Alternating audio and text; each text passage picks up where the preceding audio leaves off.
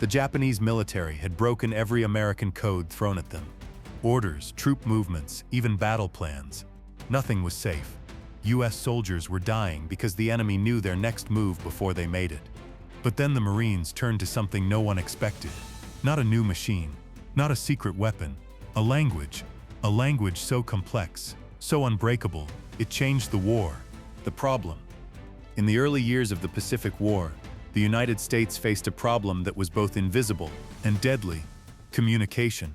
Orders, strategies, and warnings had to be sent quickly across islands, ships, and battlefields.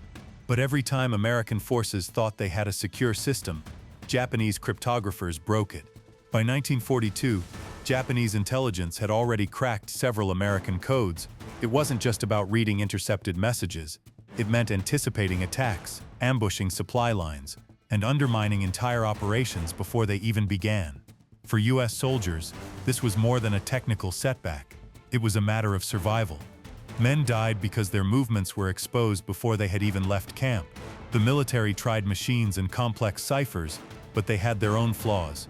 Code books could be captured. Composing and decoding took too much time. Minutes that could mean the difference between victory and disaster in the middle of combat. Radios were powerful, but they broadcasted openly into the air, leaving every word vulnerable. To make things worse, the Pacific battlefield was unlike anything the US had faced before. Fighting took place over thousands of miles, on scattered islands with little infrastructure. Communication lines were fragile, often broken, and under constant threat from the enemy. Without a system that was fast, secure, and reliable, American forces risked falling behind an enemy that had already proven itself skilled at deception and interception. The need was urgent. The US needed a code that couldn't be cracked, not in months, not in weeks, but instantly, in the heat of battle. And that code, they would soon discover, wasn't hidden in machines or mathematics. It lived inside the voices of men whose language had never been written down, and who would soon carry America's most unbreakable secret into the heart of war: the idea.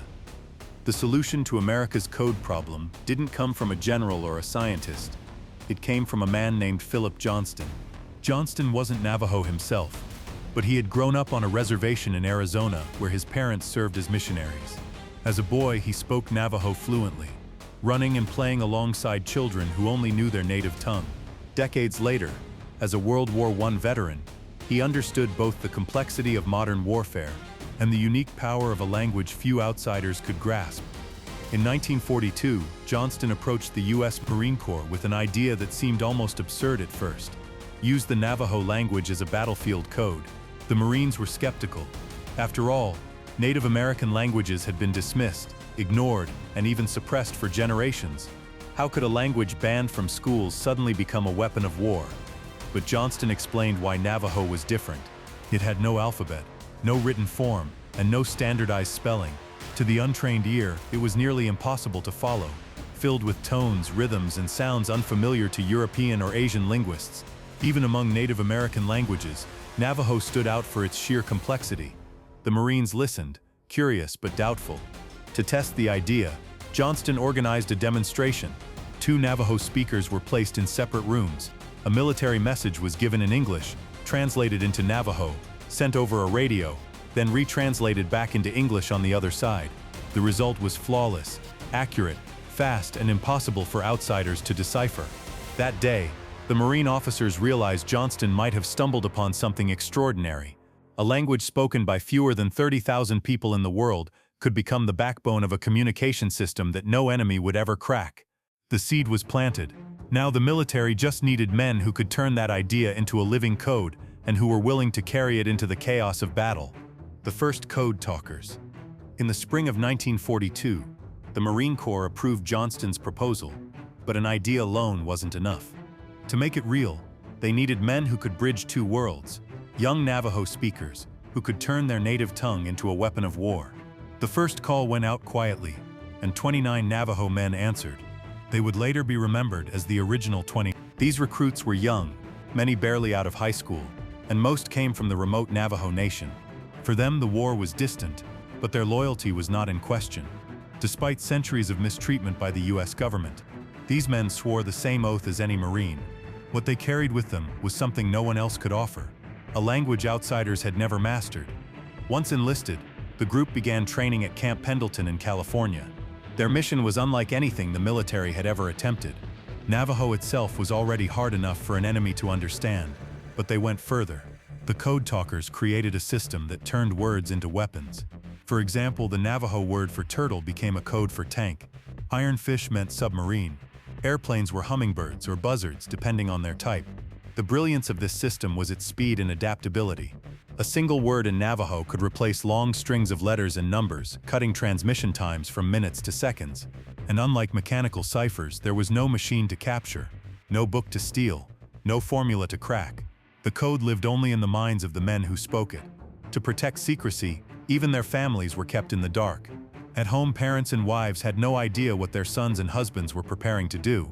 All they knew was that the Marines had taken them far away, into a world that would soon erupt in fire and steel. In the barracks, the young recruits practiced endlessly, testing, refining, and memorizing their new code. They were not just learning to be Marines, they were building a language that would save lives, one word at a time, testing the code. The Marine Corps didn't fully trust the new system until it was tested under pressure. In 1942, the original 29 were called to prove that their invention could survive not only the classroom, but the battlefield. At Camp Pendleton, officers staged exercises that would decide whether the Navajo code talkers were a curiosity or a revolution. The trial was simple on paper.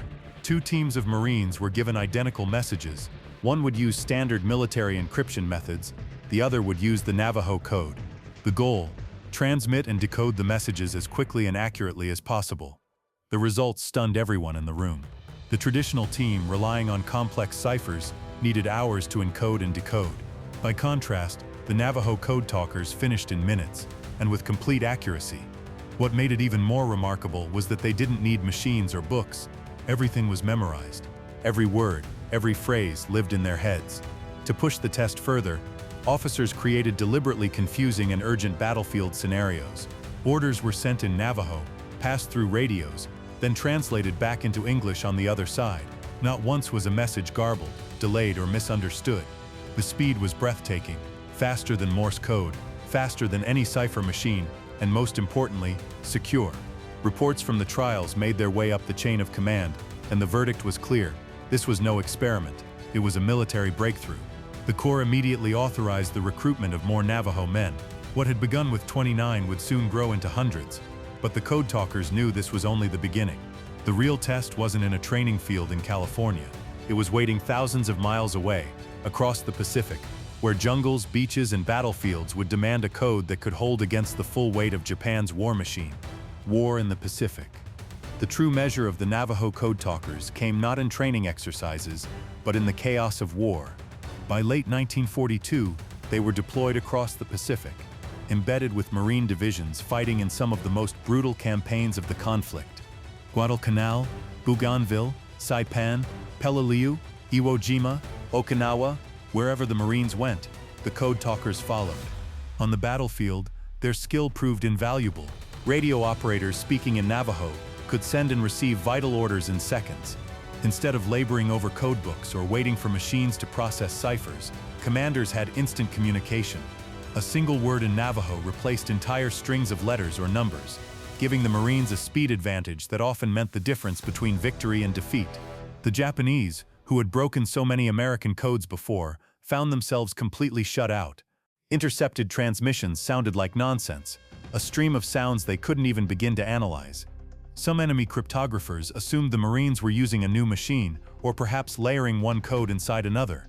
But no matter how many recordings they collected, they made no progress. The impact was dramatic.